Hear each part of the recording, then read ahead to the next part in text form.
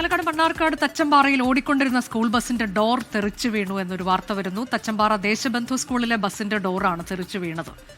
ഷാരിഖ് നവാസ് വിവരങ്ങളുമായി. ഷാരിഖ്, സ്കൂൾ ആദ്യം ഷാരിഖിലേക്ക് ആ ദൃശ്യം ഒന്ന് കാണാം.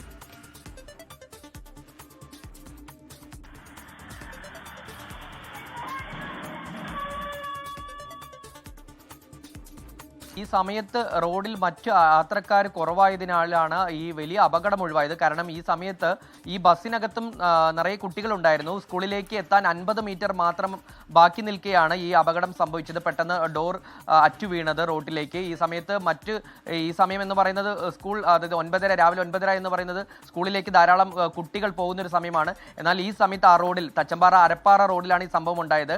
ആ സമയത്ത് മറ്റ് കുട്ടികളോ അല്ലെങ്കിൽ മറ്റ് വഴിയാത്രക്കാരോ കുറവായതിനാലാണ് വലിയ അപകടം ഒഴിവായത്.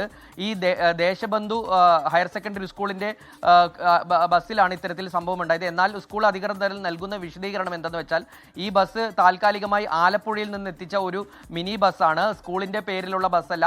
ആലപ്പുഴയിൽ നിന്ന് അടിയന്തര ഘട്ടത്തിൽ സ്കൂളിലേക്ക് കൊണ്ടുവന്ന ഒരു വാഹനമാണ്.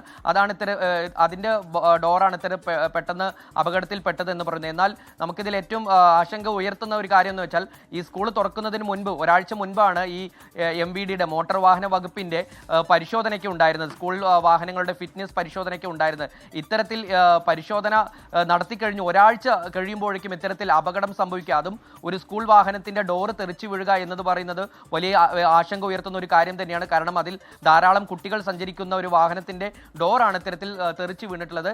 എന്തായാലും വലിയ ഭാഗ്യമുണ്ട്, വലിയ അപകടം തന്നെയാണ് ഒഴിവായത്.